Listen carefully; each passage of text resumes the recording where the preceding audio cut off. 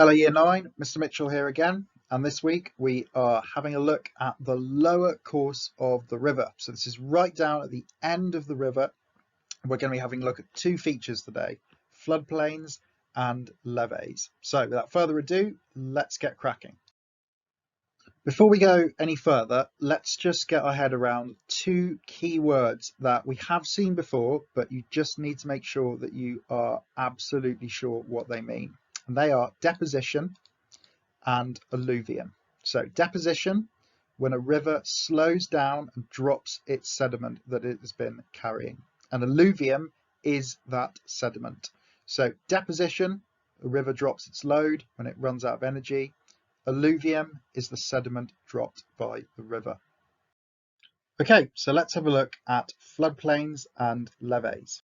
So in this photo here, you can actually see both of those features.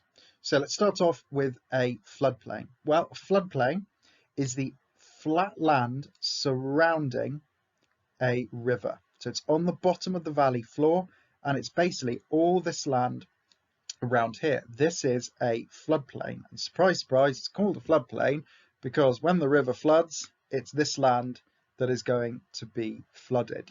So that is a floodplain. So a levee is actually also in this picture, and you can see the levees right here, and that is the raised up area just by the riverbank. So they're a natural formation, and we're going to have a look in a second to see exactly how they form. You can get artificial levees where people build up the riverbank to try and stop it from flooding, but most of the time they are natural. So a floodplain is just the area around the river, flat land, and a levee is this raised up bit just on the edge of the river. So it's basically the raised up riverbank. So let's now have a look and see how they form. And the way we're going to do that is we're going to start off by looking at a short video.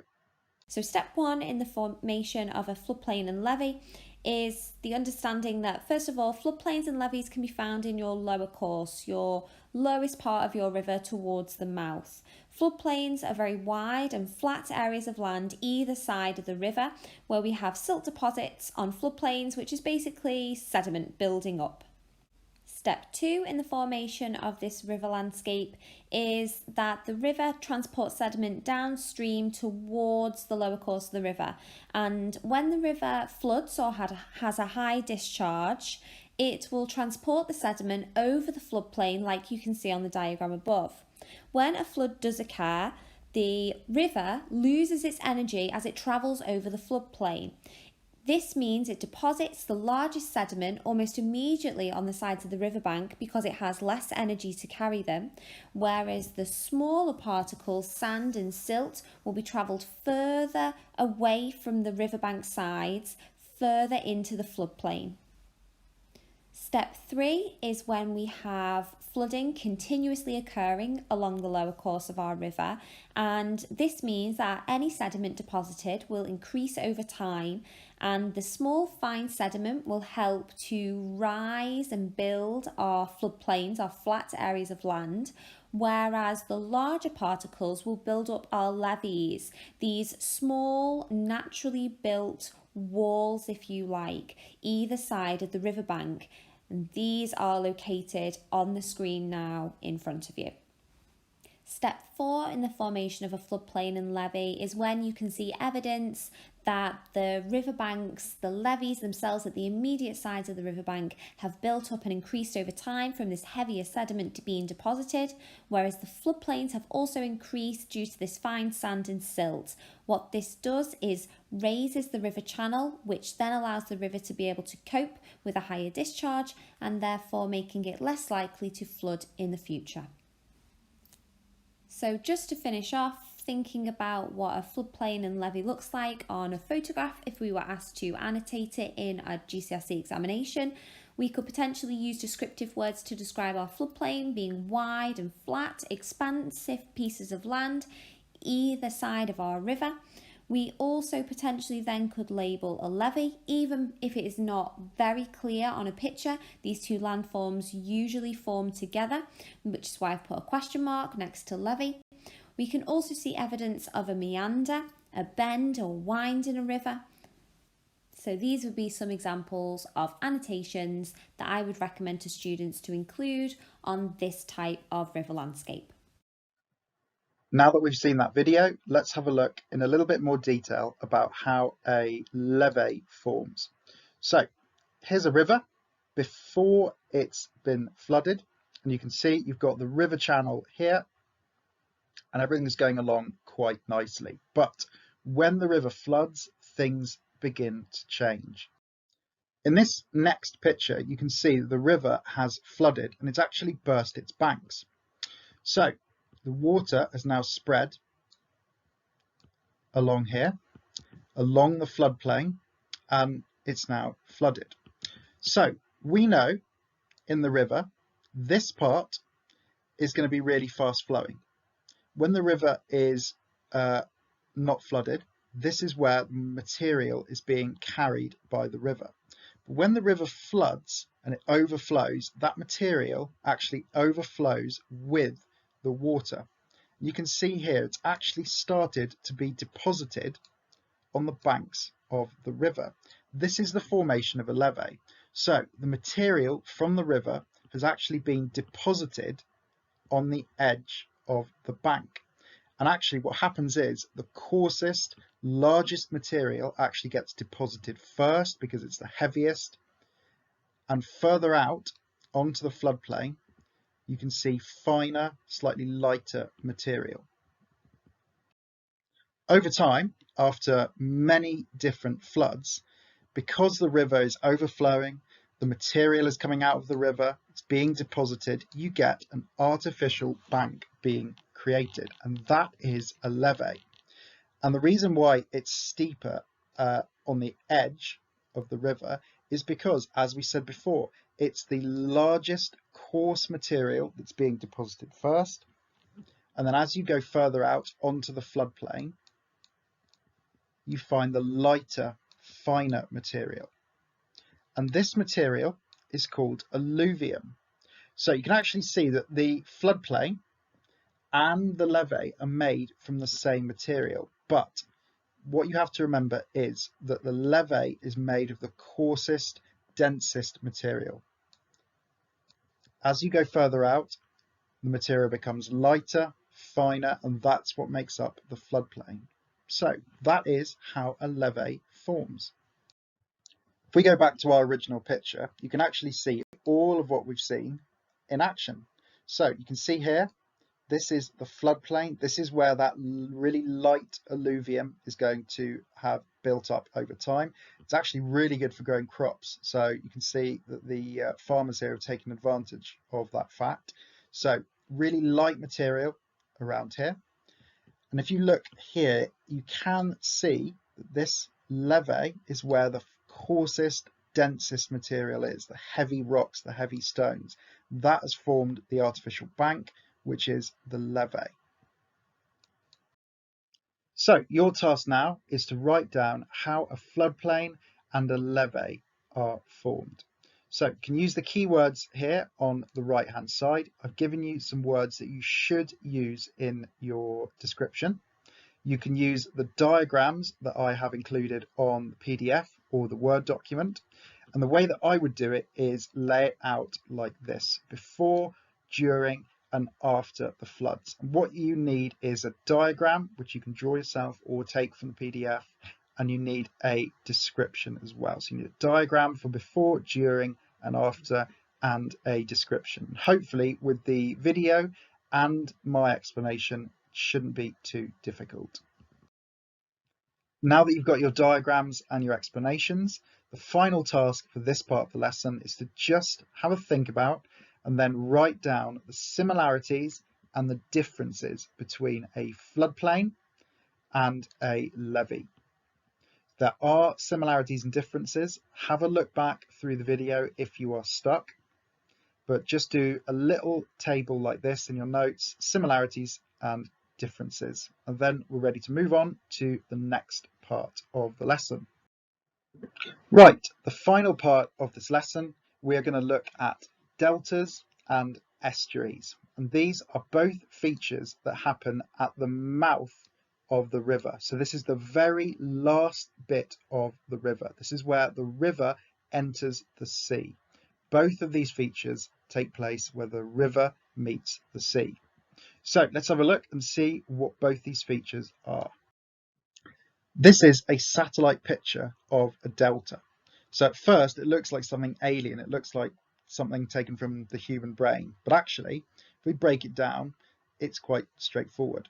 So we have a river flowing in this direction, and we have the sea here. Now we know this river is going to be carrying material, sediment, sand, little rocks. It's going to be carrying a lot of material. When the river reaches the sea, that river slows right down. Now I'm hoping you're going to be able to second guess me. What happens when a river slows down? It drops its load. It drops the sediment that it's carrying, and it does that where it meets the sea. And what happens is, over thousands and thousands of years, that sediment builds up, and you end up with a delta. So this whole area here, if I mark it on here, not very clearly, but this whole area here is the delta, and it's made up of all of that sediment that was in the river. This is a picture of an estuary, and it's actually taken, this picture is from a place called Levee, which you might have been to. It's quite a famous beach in Wales. It's absolutely beautiful. If you ever get the chance to visit it, it's a cracking place to visit. So what is an estuary? Well, we've got a river flowing down this way, and here is the sea. And actually an estuary is quite similar to a delta. An estuary is where the river meets the sea, but you'll notice it doesn't form a huge area of land like a delta. There's a couple of reasons why this is. Firstly, because the river might not be carrying enough material to create a delta, to create lots of land in this area here. And also the sea that this river actually flows into, the Irish Sea, is actually quite a violent sea. There's a lot of storms. Anyone who's been to Wales knows that the coastline gets battered by storms. So there isn't actually enough stability to keep the sediment in the same place, because it all just gets washed away. So you end up with just a very shallow part of the sea. And you can see here, it's very shallow. There's a bit of material around and about, but not enough to form a delta. So that is an estuary, where the river meets the sea, but you don't get enough material to form a delta. Let's now have a look at another video, which is hopefully going to make things even clearer. So off we go. The world is divided into two kinds of people, those with innie belly buttons and those with outies. Rivers also have innies and outies, not belly buttons but mouths. Where rivers flow into the sea, the land either pokes out or bends inward. But rivers don't have umbilical cords, so why do they have innies and outies? Well, coasts are the front lines between two opposing forces, land and water. In order for the ocean to invade the land, sea level either has to come up or the land has to sink down or be eroded away. And in order for the land to advance into the ocean, sea level either has to drop or the land has to build or be lifted up.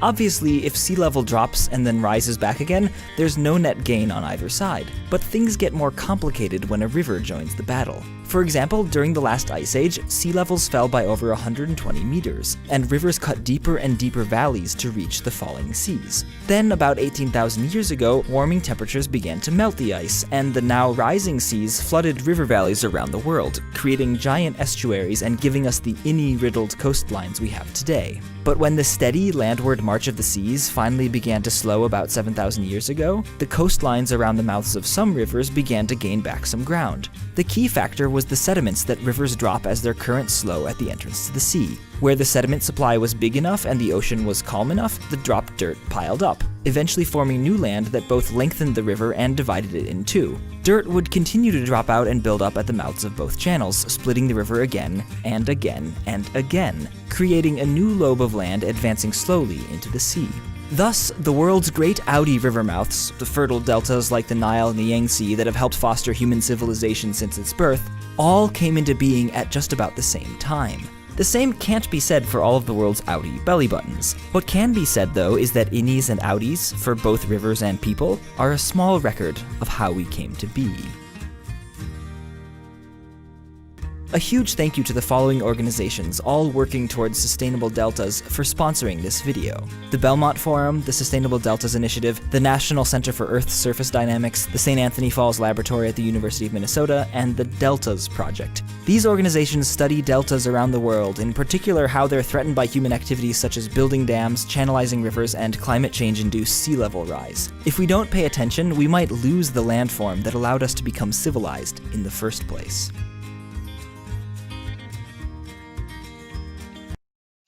Your final task for today is to write down how a delta and how an estuary is formed.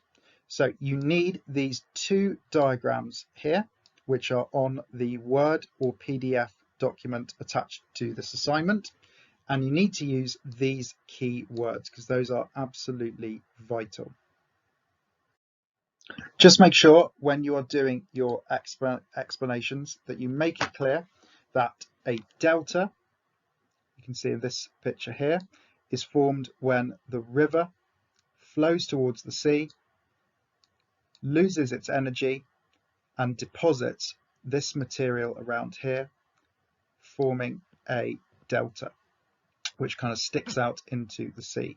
Word that you won't have seen before is this distributaries, and these are the little channels of the river that are heading into the sea, and they're only found in a delta. They're called distributary channels. With an estuary, the river flows into the sea, so you've got the mouth here, but there isn't enough sediment to create a delta, so there isn't that build-up of sediment. You don't get new land sticking out into the sea, and remember, that's because you might not get enough sediment, or the coastline might be battered by storms, which just wash away all of the material.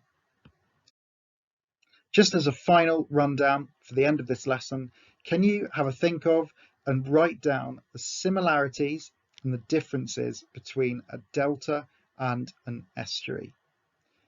Once you've done that, that is it for this week's work. So can you send me your work on Teams as soon as possible, and have a really good week.